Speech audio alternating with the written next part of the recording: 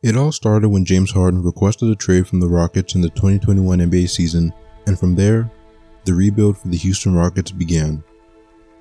We're in the 2024 season, and at this point, it's looking more likely that the Rockets will miss not only the playoffs, but the play-in for the fourth season in a row. Now, it's not as if their future is looking bleak or anything. I think that the expectations for the Rockets should have just been to get around that 33 to 38 win point after only winning 22 games last season, and they've already started approaching that point. They have 25 wins with 23 games left on the season, and I'd say it's pretty safe to say that they'll reach somewhere in that range. What I have been seeing from Rockets fans, mostly on Twitter, is the discussion on whether this season was a failure or not. So, the Rockets started off the season losing 3 games straight, went on a 6-game winning streak to become the 4th seed, and that probably set off the playoff or play-in expectations for fans. The team isn't that great offensively, but during that time, they were putting up a very good stretch of scoring, ranking 7th in offense, and they could also lock up on defense, which was and still is a large contributor to their ability to win games. So even though the offense would eventually fall down to earth, the defense was still good as it progressed throughout the season, and by January 1st, they were 16-15 as the 9th seed. It was at that point that Tari Eason went down with a leg injury, which definitely affected them. They're still a top defense, but when you lose a guy that's in the 96th percentile in defensive EPM and your main method of winning is through your defense, that definitely takes a hit to your team. The team is 12-10 with him and 13-24 without him. They also have an 111 defensive rating when he plays, which would put them in the top 5 defensively. Without him, they're at 115, which would put them below average. So not only is their offense ranked 24th, their defense has now been below average since he's been out. The Rockets first fell out of the play-in on January 17th, and from there, they're where they're at now at the 12th seed behind the Jazz. Now, would I say that this season is a failure? No, I wouldn't. Obviously, as a fan of the team, you want to see them make the playoffs, especially after 4 seasons of constantly being in the lottery. They signed Dillon Brooks to a 4-year, $80 million deal, and Fred VanVleet to a 3-year, $130 million deal in hopes of getting players with experience winning onto this young roster in order to promote winning on this team that's been going through a rebuilding stage. Now, I'll agree that signing role players for such long deals with that much money probably wasn't the best idea, sure. But I still think that it'd be wrong to declare the season a failure when they're coming off of contending for the title for the worst team in the league to fighting for a play-in spot in the very next season. If you just look at the teams ahead of them in the standings, I can't really find a team to say that they're clearly better than, so the expectations for them may have been a bit too high. With the West being as competitive as it is, it's extremely difficult to even make the play-in when you've got teams like the Lakers and the Warriors sitting on the 9th and 10th seeds. With their record, they'd be fighting for the 10th seed in the Eastern Conference. That's just how difficult it is for them to compete in the West. One big difference is that they don't yet have that one guy that can take them over the hump to become a play-in team. Now, while that could be Alfred Sengun, that is yet to be seen as of now. There are many things that this team has learned this season, which is why I don't think that this season has been a failure. You have Alfred Sengun, who's been playing at a near all-star level, who's a great passing big that's been a focal point of their offense. Obviously, there are some big defensive woes when it comes to him, but that can be improved with time.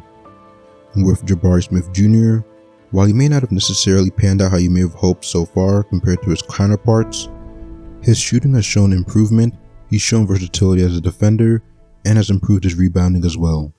The Rockets also have the rookies in Cam Whitmore and Amen Thompson. Cam Whitmore has looked like one of the steals of the draft and has shown extraordinary scoring potential. Amen Thompson is already looking like one of the best athletes whenever he steps on the court, utilizing his insane athleticism to demonstrate very good defensive ability. Finally, like I talked about earlier, Tari Eason, a critical defender that this team can depend on and has been very crucial to their defensive success in the games that he's played in. When you talk about their future plans, you first need to talk about Jaylen Green. Next year he'll be an expiring contract, and this season you have to make the choice whether to pay him or not before he possibly becomes a restricted free agent in 2025. At this point in his 3rd season, it's honestly not looking too great. He had already been an inefficient scorer, but this is the worst shooting year of his career. 40% from the field, 31% from 3, and a 52% true shooting. He also has the lowest net rating out of all of the main rotational guys with a negative 8.2. Considering he's not a good defender, you'd want him to counter that by being a prolific scorer, but that just has not been the case. He has the tools to be one of them for sure, which may be a reason not to give up on him, as he's very athletic and shifty, but at times his handle can be very loose and he doesn't initiate much contact when he goes to the rim, which result in him getting stripped and blocked a lot. Perhaps a change in his shot profile, like adding a floater to his game or a pull-up midi, might be best if he can't take the physical approach. The idea of trading him, I can see both sides of the situation. One side is for trading him due to the lack of significant progression from a year-to-year basis, and the fact that he's basically been a negative whenever he's on the court. Every year he has stretches where he has very good offensive games, but then he goes back to normal very shortly after. The other side is against trading him. He's 22 years old, young, and historically, most guards struggle to adjust to the league compared to other positions. So it's not strange that he's still having trouble carving out his scoring role. The main concern comes with it being 3 seasons in, and progression fans wanted hasn't been there. For this team to get over that hump to reach the play-in and get into the playoffs, they need a go-to guy, and whether that's Jaylen Green is yet to be seen. If you do end up trading him, what are you looking to get? Trade him in hopes of getting good role players back, or consolidation trade for a star? If it's for role players, then I would say no, because I don't think that's enough to elevate this team unless specific guys like Amen Thompson, Cam Whitmore, or Alfred Sengun take a big leap next year. If it's for a star, I wouldn't say that I'm against it. Jaylen gets a breath of fresh air in a new city after his struggles in Houston, and another chance to prove himself, while Houston can now begin to make a run for the playoffs. Who that star is, though, is another question. Is there even any stars that will readily be available for them this offseason that teams would be willing to trade to the Rockets? You've got the situation over in New Orleans about whether they should choose to build around Zion or Brandon Ingram, who's an expiring contract after this season.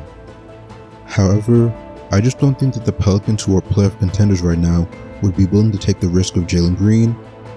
Yeah, I don't see that happening at all.